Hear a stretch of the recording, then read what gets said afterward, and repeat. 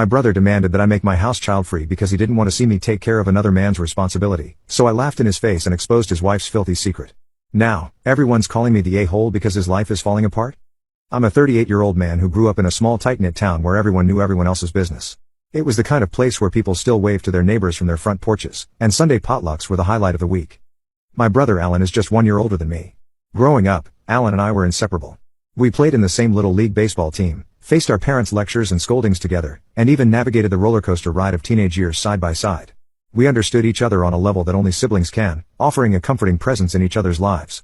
As an adult, up until a few years ago, we still shared family traditions, celebrated holidays together, and always looked out for each other no matter what. We were like two peas in a pod, sticking together through all the ups and downs life threw at us.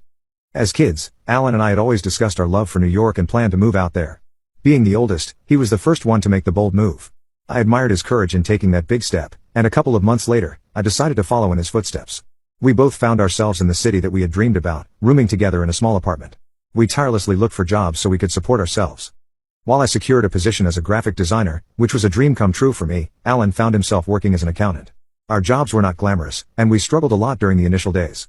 It wasn't easy to live in a new city, working in jobs that sometimes went overtime and paid too little, but we were pretty glad to have each other to depend on. My life had taken a wonderful turn a year ago when I met my amazing wife, Lisa. She was a single mom to her then 2-year-old son, Mark. Although I had a stable job, I still wasn't looking to settle down, but everything changed when I met her. I had never imagined marrying a single mother, but once I started interacting with her son, Mark, I instantly fell in love with how adorable he was. I just couldn't fathom why Lisa's ex-boyfriend, who was the father of Mark, could abandon his own child and not even bother contacting them. After several months of dating, I knew she was the one. Her kindness and love won me over, and I proposed to her with my mother's ring. She said yes, and we have had a wonderful marriage for the last 6 years. Her son has quickly become a treasured part of my world, and I have embraced the role of being his stepfather. The love and care I feel for this young boy is just like what I would have felt for him if he were my biological child. I had always dreamed of having my own family one day, and I absolutely love them both to bits. Meanwhile, Alan had always held some reservations about Lisa and didn't shy away from sharing his concerns with me. Since the first day he met her, he never quite liked the fact that she was a single mother, and his disapproval had come up in our conversations more times than I could count.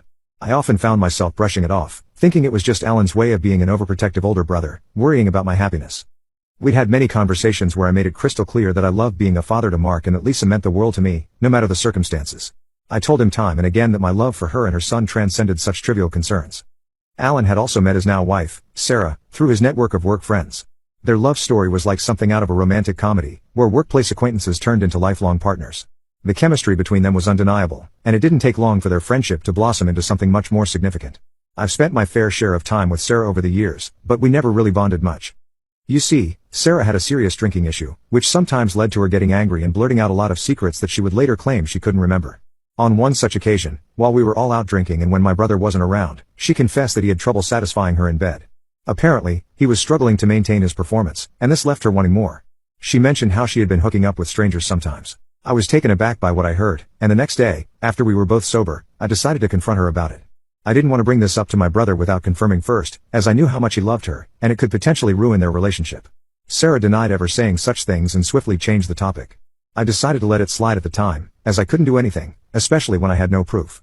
If I did tell my brother, then he could have chalked it up to her talking gibberish while she was drunk.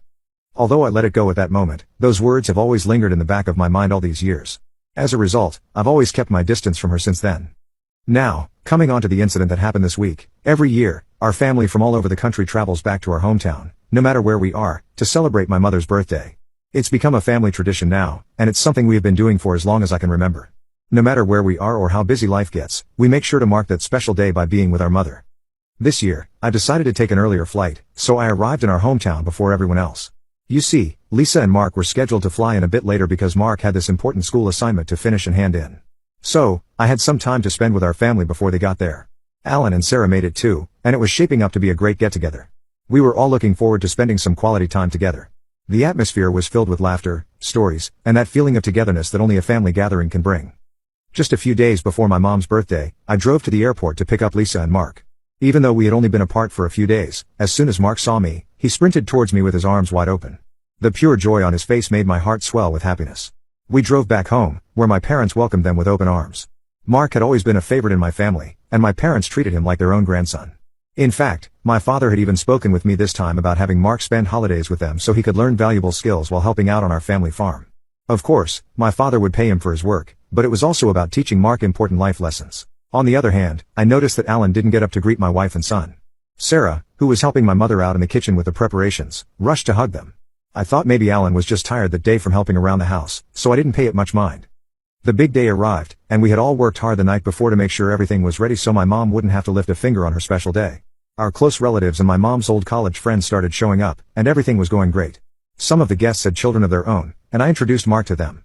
The kids quickly ran off to play around our farm, shouting and having a good time. We gathered to have lunch, enjoying the well-cooked meal when suddenly we heard Mark scream. Lisa and I rushed outside to find him on the ground with scraped knees. It turned out the kids were playing on the swing, and as kids do, someone had given him an accidental push. The entire group had rushed outside as well, looking concerned. That's when Alan, out of nowhere, said, "Well, if he was really your son, he would know that men don't cry over little things like this. Why are you even taking care of some other man's responsibility?" Everyone fell into an eerie silence. Blood drained from my face as I couldn't believe what my brother had just spoken. My parents stared at him wide-eyed, horrified by what he had said. Lisa, meanwhile, looked like she was on the verge of tears as she tended to Mark's wounds. My anger was boiling over, and for the first time in ages, I had an urge to punch my brother. Standing up, I couldn't hold back, and I spat out, "What would you even know about having a child of your own? You struggle with erectile dysfunction, and this is why your wife cheats on you." I saw my brother's face change color, and he looked like he had been punched in the gut. Sarah looked around, embarrassed. I smirked and quickly scooped up Mark, who was still crying in pain, to make my way inside. If my brother could utter such cruel words in front of my son, I didn't want to be around him anymore. My son deserved better than this, so I told everyone we would be leaving. I rushed to pack our things as Lisa tried to change our flight booking to head back home. Thankfully, the airline accommodated our request to change our return dates. I went downstairs to talk to some of the guests so I could tell them goodbye before we headed to the airport. Some of them understood my sudden departure and let me know that I was doing the right thing. My mother, however, was doing her best to convince me to stay and let go of the situation. I told her it would never happen until my brother apologized for his insensitive comments about my son.